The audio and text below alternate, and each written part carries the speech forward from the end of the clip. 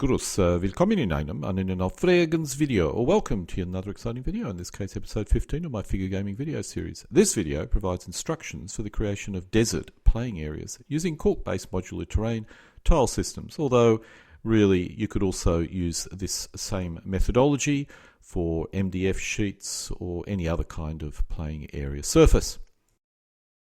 I have a major issue in creating a desert playing area, as there is a lack of suitable coloured flock. I initially used sand, that is real sand, and then moved to a system which used fine dirt mixed with oxide to give you a desert colour.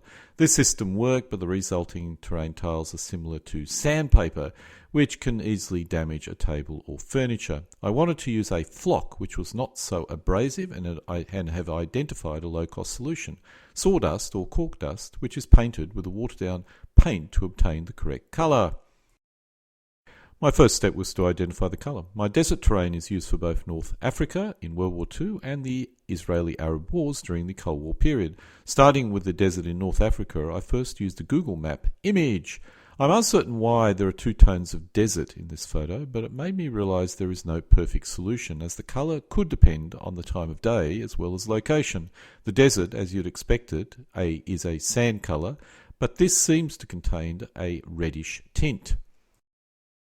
This image shows the terrain around Tobruk, and the desert does have a reddish tint. The other interesting point was the presence of bushes around the town.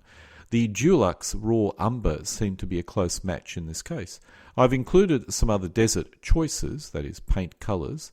I was originally going to use warm woolen, as it matches my bases closely, but I suspect I'll move to raw umber, as this depicts the desert terrain more accurately. This image, also taken around Tobruk, shows an even more pronounced reddish tint. Raw umber is still the closest match in this case. If we move further to the west in Cyrenia, the ground becomes lighter, but we still see a red tint. This also occurs to the east in the Sinai. This even occurs in the Golan Heights, although it's not as pronounced.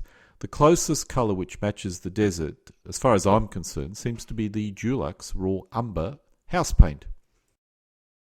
Just a quick note about colours. Depending on how a photo is made, the colours can change a lot. This shows the three Dulux colours on top of a tile using dirt with oxide. The tile provides a very good example of desert and is my guide. The warm woolen has a very yellow look. I selected this colour because it matches woodland brown grass very well, and some players may choose this for the same reason. The desert boot was selected because it matched woodland brown mix, which again players may decide to select. However, raw umber, shown here still wet, is the closest to the tile it's on top of. I'll be selecting this colour for my new cork-based terrain tile system. This shows the cork tile before any flock is applied. In this case, the tile has a wadi dug through it, which is a source of the cork dust that I'm using, and the tile is painted a rather light colour. As we are painting the flock, the colour of the tile is not that important, as if we were not painting the flock, because if there's anything showing, the paint that you put on top of the flock will cover it.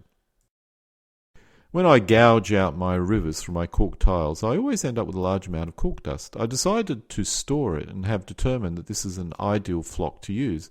I would expect normal sawdust would also be as suitable, as would normal coarse flock. As you can see by this image, the cork dust is too dark and my sawdust is too light, which is why I need to paint it to obtain the correct colour. This shows a cork tile being prepared to have the flock applied. On the left, you'll see the cork flock already applied. On the right, you'll see it covered with glue, ready to have the cork flock spread across it. This shows the same cork tile with the cork dust applied but not brushed off. Here we see once again the same tile, but all the loose flock or cork dust has been removed. It now needs to dry for 24 hours. This shows once again the same tile, with the glue used for the flock dry, but it's now been sprayed with diluted glue in order to lock everything down so it doesn't flake off. This is applied with a sprayed bottle. This is critical as painting the tile without this step will result in a massive mess. We now need to wait for yet another 24 hours or longer, depending obviously on humidity.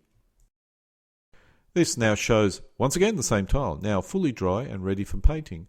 I suppose some people could simply use this as their desert terrain, but the colour really is not correct.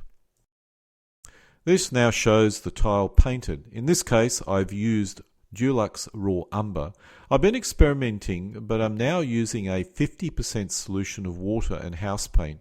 It is runny and it cannot be too diluted, otherwise the colour will be incorrect, but I think a 50% solution of water and house paint gives me the correct consistency and the correct colour to achieve what I want to achieve. This shows the painted tiles, all the painted tiles, now fully dry. My new terrain tiles do not fix the built-up areas in it. In fact, none of my cork tiles have the built-up areas fixed into the actual tiles. Instead, I use felt-based built-up areas if I so wish to deploy them. 3 cm square and 9 cm square to represent built-up areas or other terrain features. This allows me a lot more flexibility in the deployment of built-up areas. More importantly, it now allows me to create irregular built-up areas. All my previous built-up areas, which I used to have embedded in the tiles, which I haven't done for many years, were square, which works, but it doesn't look that good and it's not very realistic. In the desert, built-up areas are far and few, although I do use some for my Arab wars as well as the villages, which are comparatively common in the Golan Heights, for example. This shows another image of the playing area with a single road down the centre and with a wadi on the left. The colour looks about correct. I could have used a lesser diluted solution of paint, but this works reasonably well and matches my sand-based terrain tiles without the sandpaper effect that I get when I use actual sand or dirt.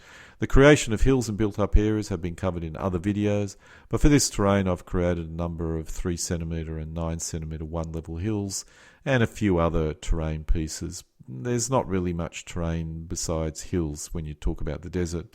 The built-up areas, of which you'll get some but not many, are the same as my European ones, although I could consider creating some with the base having the correct colour, and maybe desert-type buildings. At the current moment, I have to deploy my European buildings on my desert terrain, which does look a bit odd, but gets me a game. And so we come to an end of my short episode 15 of my figure gaming video series videos covering creating desert terrain. In summary, this is a very low-cost method of creating the correctly coloured desert playing area without using abrasive dirt or sand. If I ever find fine flock, which is the correct colour, I would almost certainly gravitate towards that. Using the woodland light brown could be suitable, but it does not possess the correct reddish hue, so while looking good, it's not historically correct. I suppose one option is you could possibly get a woodland fine turf, maybe the light brown or the burnt grass turf, and then mix a reddish hue into it to get the correct gradient. But you better make sure that you make all the dirt that you need or all the flock you need for your terrain pieces, because reproducing it will be a nightmare.